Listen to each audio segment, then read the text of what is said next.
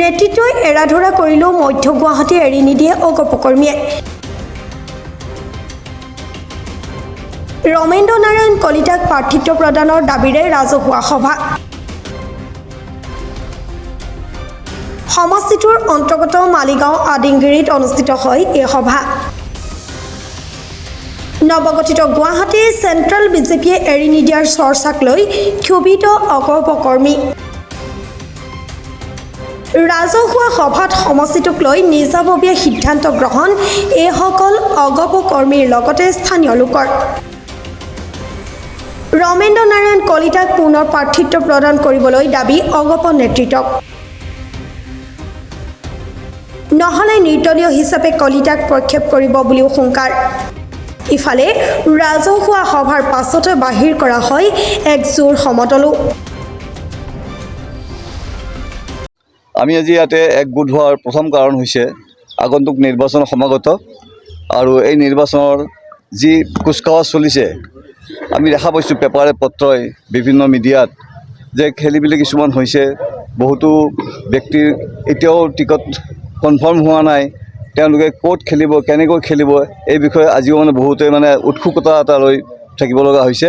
আমিও আজি ইয়াতে লগ লগাৰ এটাই কাৰণ হ'ল যে আমাৰ পশ্চিম গুৱাহাটীৰ বিধায়ক শ্ৰীযুত ৰমেন্দ্ৰ নাৰায়ণ কলিতা বৰ্তমান মধ্য গুৱাহাটী বিধান পৰিষদৰ বিধানসভা সমষ্টিৰ এগৰাকী সম্ভাৱ্য প্ৰাৰ্থী হিচাপে আমি তেখেতক সকলোৱে ঘোষণা কৰিছোঁ আমাৰ দলৰ ফালৰ পৰা, আমাৰ সমষ্টিৰ ফালৰ পৰা। আৰু আমি আশা কৰিছোঁ যে আগন্তুক দিনত তেখেতেই আমাৰ ইয়াৰে এগৰাকী উপযুক্ত প্ৰাৰ্থী হিচাপে পুনৰবাৰ জয়ী হৈ আহিব। কিন্তু এতিয়ালৈ তেখেতৰ নামটো আমি পোৱা নাই বা লিষ্ট এতিয়াও ফাইনেল হোৱা নাই বুলি আমাক জনাইছে ওপৰৰ পৰা, যে বিজেপিৰো লিষ্ট ওলোৱা নাই, অগপৰো লিষ্ট ওলোৱা নাই। হয়তো অহাকালিলৈ এটা সিদ্ধান্তত উপনীত হ'ব পাৰিম যে লিষ্টখন বাহিৰ হ'ব অহাকালি। আৰু তেতিয়ালৈ আমি অতি উৎকণ্ঠাৰে বাট চাই আছোঁ। আৰু গোটেইখিনি ৰাইজ তেখেতৰ হৈ অনবৰত চিন্তা কৰিছে। তেখেত কোনোবাই মছজিদত প্ৰাৰ্থনা কৰিছে, কোনোবাই মন্দিৰত প্ৰাৰ্থনা কৰিছে। তেখেতৰ নতুনকৈ যে বিধানসভা সমষ্টিটোত আকৌ আহি পেলাই আমাৰ লগত একেলগে আগৰ নিচিনাকৈ কাম কৰিব, এইবোৰ আশা মনত পাঙি আছে এতিয়াও। কিন্তু এই এটা দিনৰ কাৰণে তেখেতসকলক আমি বুজাবলৈ বাধ্য হ'ব লগা হৈছে যে দিনটো আছে, এতিয়াও শেষ হোৱা নাই। আৰু আমি এতিয়াও আশাবাদী যে তেখেতে প্ৰাৰ্থিত্ব লাভ কৰিব। আৰু তেখেতেও কৈছে যে মোৰ প্ৰাৰ্থিত্ব লাভ কৰা সম্পূৰ্ণই আশা আছে মধ্য গুৱাহাটী বিধানসভা সমষ্টিত। আৰু ময়েই ইয়াতে অগপৰ হৈ প্ৰতিদ্বন্দ্বিতা কৰি পুনৰবাৰ বিধায়ক হিচাপে ইয়াতে উভতি আহিম আপোনালোকৰ মাজলৈ, সেই আশা তেখেতৰ মনত এতিয়াও আছে। আৰু আমিও দৃঢ় প্ৰতিজ্ঞ যে তেখেতক বিপুল ভোট আমি জয় কৰি নিব পাৰিম ইয়াতে।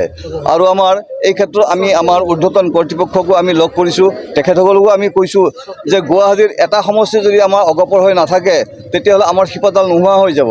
গতিকে সেই শিপাডালৰ স্বাৰ্থত আৰু দলটোক শক্তিশালী কৰি ৰখাৰ স্বাৰ্থত আমাৰ ইয়াতে এটা চিট হ'লেও ৰাখিব লাগিব। আৰু সেইজন ব্যক্তিয়ে হ'ব আমাৰ ৰমেন্দ্ৰ নাৰায়ণ কলিতা, যিজনে 40টা বছৰে এই সমষ্টিটোৰ লগত ওতঃপ্ৰোতভাৱে জড়িত হৈ আছে। আৰু 30টা বছৰ তেখেতে বিধায়ক হিচাপে আছে, 2টা টাৰ্ম তেখেতে মিনিষ্ট্ৰী লাভ কৰিছে। গতিকে তেনে এজন ব্যক্তিক আমি এৰি দিব নোৱাৰোঁ। আৰু তেখেতৰ যিখিনি উন্নয়নমূলক কাম এই দিনবিলাকত আমি দেখিছোঁ 40টা বছৰে, তেনেকুৱা বোধহয় বিধায়ক আমি 124টা সমষ্টিত আমি বিচাৰি নাপাম কেতিয়াও। গতিকে সেয়ে আমাৰ গোটেই ৰাইজে আজিও তেখেতক বিচাৰি আছে। আমি আশাবাদী, আমি দাবী জনাইছোঁ যিকোনো প্ৰকাৰে আমাৰ প্ৰেচিডেণ্ট, আমাৰ ছেক্ৰেটাৰী, আমাৰ কাৰ্যকৰী সভাপতি তেখেতসকলে যেন আমাৰ এই বিধানসভাৰ এই সমষ্টিটো হাতত ৰাখিব পাৰে আৰু তেখেতক ৰমেন্দ্ৰ নাৰায়ণ কলিতাক পুনৰবাৰ আমাৰ মাজত বিধায়ক হিচাপে আহি কাম কৰাৰ কাৰণে সুবিধাকণ দিয়ে। যে তেখেতক যদি দলীয় টিকট প্ৰদান কৰা নহয়, আমাৰ ৰাইজৰ দাবী এইটো, ৰাইজে কৈছে। আজি বিভিন্ন দল সংগঠনে আমাক যোগাযোগ কৰিছে, বিভিন্ন দল সংগঠন, অৰাজনৈতিক সংগঠনে হওক, ৰাজনৈতিক সংগঠনে বিভিন্ন যোগাযোগ কৰিছে। আৰু বিভিন্ন আমাৰ যিহেতু অনুষ্ঠান প্ৰতিষ্ঠানত তেখেতে যথেষ্ট সহায় সহযোগিতা কৰিছে, সেই অনুষ্ঠান প্ৰতিষ্ঠানসমূহে আমাৰ লগত যোগাযোগ কৰিছে। তেওঁলোকে কৈছে যে আমি বিধায়ক মহোদয় ৰমেন্দ্ৰ নাৰায়ণ কলিতাৰ লগত আছোঁ, কাৰণ তেওঁ এজন সৎ আৰু সাহসী ব্যক্তি। আৰু তেখেতক আজি ইতিমধ্যে আমি সকলো সভাতে কওঁ, এনেকুৱা এজন ব্যক্তি, যিজন ব্যক্তিয়ে যিটো বোকা চোলা পৰিধান কৰে তাতে দুৰ্নীতিৰ দাগ নাই। গতিকে তেনে এজন ব্যক্তিৰ বাবে আনকি আমাৰ শাসকীয় দলৰ বহুতো ব্যক্তিয়ে আমাক যোগাযোগ কৰিছে যে আমি ৰমেন্দ্ৰ নাৰায়ণ কলিতাকহে ভোট দিম, আপোনালোকে দাদাক ৰেডি কৰক। জোৰ পৰাই নেখেলক, আমি কোৱা নাই নিৰ্দলীয়া, যে দাদাই জোৰ পৰাই দিছে সিদ্ধান্ত লয়। ৰাইজ তেখেতৰ লগত আছে। আৰু ইতিমধ্যে কৈছে 2026ত মধ্য গুৱাহাটী সমষ্টিৰ পৰা তেখেতে বিপুল ভোটত জয়লাভ কৰিব। গুৱাহাটীৰ পৰা পূজা দাসৰ ৰিপৰ্ট, প্ৰাতঃ টাইম ডিজিটেল।